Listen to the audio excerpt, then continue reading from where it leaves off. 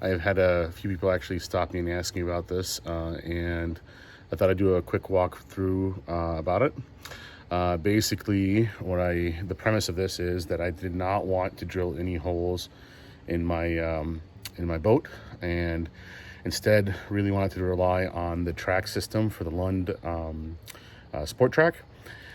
However, when I went and used the Lund Downrigger brackets, there was a lot of flex in them, and then I used some third-party brackets as well, and there was a lot more flex. I actually have a video I have to find where I took where I first installed it. It was just way too much flex for my comfort. So what I ended up doing is basically spending a weekend just trying to figure out what I can do. And thankfully I have a good friend of mine. He is a welder fabricator, and I think he's actually been promoted now, and he's some desk dude right now at this point, but awesome dude. And he knows a ton about metal, and he was able to help me kind of put the logic together for this. So again, the problem was that I was trying to solve. I did not want to drill any holes in my boat, and I wanted to create a bar where I could put my downriggers, mount my downriggers to that, so that I can minimize flex and ensure that I still had access to it from the back of the boat. I wanted the downriggers to be as far back as possible to make sure it clears the motors. And with that being said, let me show you the setup.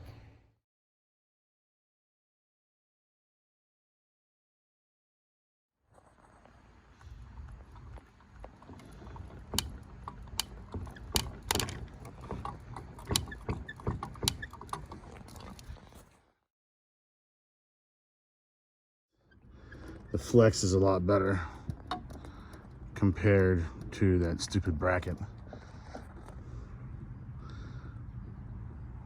but it's still flexing.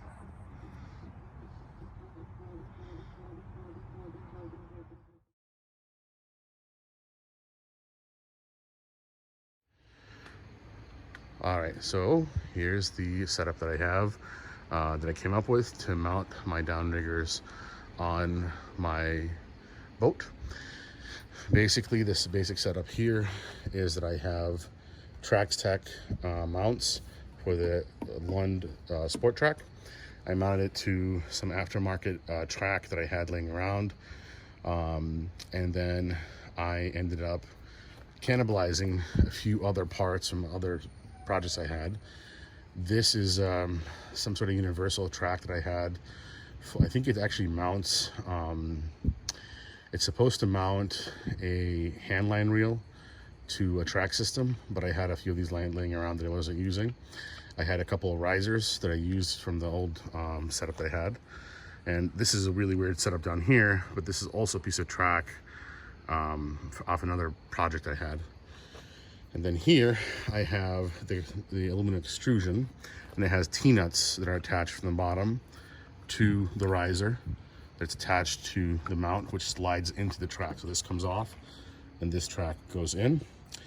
And then once that's on there, I mounted the swivel, the Big John swivel itself, to the top of the metal extrusion. And now that allows me to slide, obviously, this wherever I want it, left or right. And then on the other side, you'll see the same setup over there. What that does, I actually had to find this. I didn't have this original setup on these downriggers that came off the old boat. We're up to here. So I ended up having to find the extension rod for this. I actually ended up buying a manual Big John captain's pack, and I ended up cannibalizing that off of that. That's actually where I got a lot of these rods back here. Anyway, as a result, I ended up doing a pretty sturdy setup. I can still use my live well. Those wires right there are actually connected to one of the batteries down here, which go to the downriggers. So once we're ready to mount this for the fall, I'll run those wires and tuck them in. It'll be really pretty down there. Aside from that, these booms clear the back of the boat and allow me to get that cannonball right about maybe 6 to 8 inches away from the the back of the boat. Obviously, it's not sliding. This has to slide back a little bit there. Aside from that, this is probably one of the most solid setups that I've seen for this. I've seen people use like teak board or other kinds of boards to do this, which is, it works, but this I found to be as low maintenance as possible now. What I would